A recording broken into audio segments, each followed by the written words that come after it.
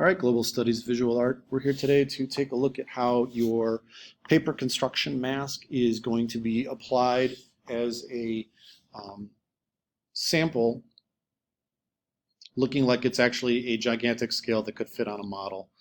We'll look at this mask model picture a little bit later here. For right now, we have this paper mask photographed against a screen, and what we're going to do is separate the mask from the background. So I've got Photoshop open already. You'll find that in the Applications folder. Once you have it open and it looks like this, you can come to the Open button, and you will want to navigate from your desktop to wherever you have your projects. For me, I have folders by year, by subject, and then here's the awesome mask we're going to be working with. I open this inside of Photoshop, and the two main tools we're going to be working with over here are under the lasso selection tools and then these other magic tools. I will show you what tends to be the easy way to get started. I'm clicking down on the magic wand tool, which is the thing that's visible right now, and I'm going to come here to the quick selection tool. And up here it has three options. One, to make a selection, another to add to a selection, or another to remove from a selection. Let's jump in and see how it works. It helps to be zoomed in closer. I'll start up here at the top of the elephant looking mask head, and with the general selecting option, I will start at the top of the head, click and drag, and you can see that almost like a crayon, it's starting to fill in and find the difference between edges. I'll continue within the selection and drag, and you see that it continues to grab what I have. That's because I have this middle option chosen. This plus symbol means continue to add to my selection. If you have the first box chosen, when you go to click and drag, it'll make a selection. When you go to drag and make another selection,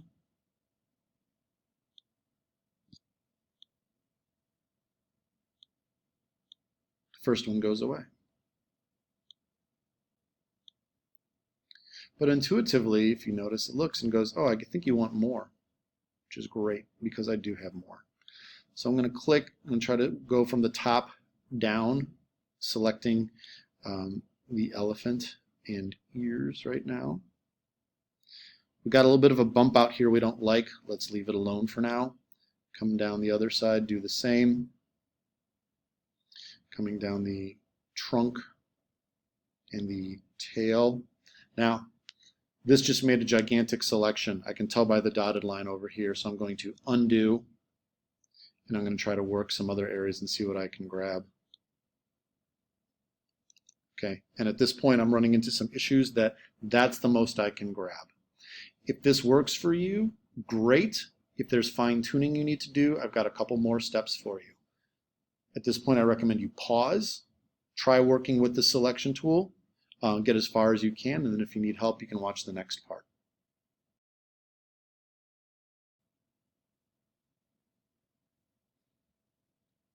Okay, so for the next part, I'm going to pull away from this quick selection tool, and instead I'm going to go to the magnetic lasso tool. Similar settings here to make a selection, and if I do this, I will lose what I had before. So instead I want to choose this second box, Add to Selection. And then here what's going to happen is if I start by making a click and then dragging along the trackpad, my cursor will start to detect edges. I can always click along the way with the mouse or the trackpad to define particular points that may not be obvious. And then if I just go with like this cylindrical part, what I want to do is come across to where I started. I am overlapping this boundary from before where the selection was made, and when I come back over here, the cursor goes from having a plus to a circle, meaning close off the selection, and you can see how that is now added on. I'll come back over here and do the tail. That again, if I start to go around it, I can come through. I want to come back to my starting point and close it. I don't have to grab everything at once. If you want to work in small chunks, by all means go for it. Okay. So by doing this, you can grab everything that you need. Now it's closed off. So if that is what you want to try next, I recommend you pause the video, go ahead and make those attempts on your own, and then return to the video to see what to do about weird little extraneous things like this and this.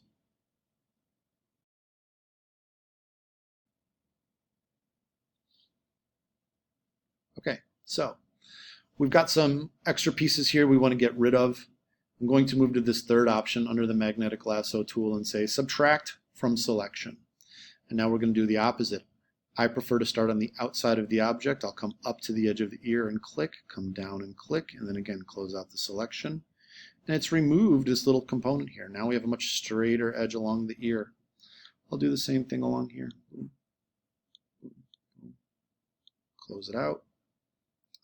I'm getting super picky, but maybe I'll do it right here too, just to make that edge feel a little bit smoother. Again, close it out.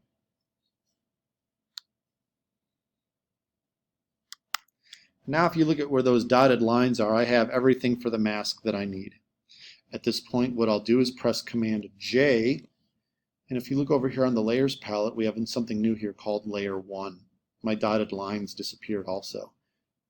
If I poke out the eye and turn off the background layer, you'll see that we have the mask on a layer all by itself. This checkerboard implies that there's zero information. This is what you aspire to have.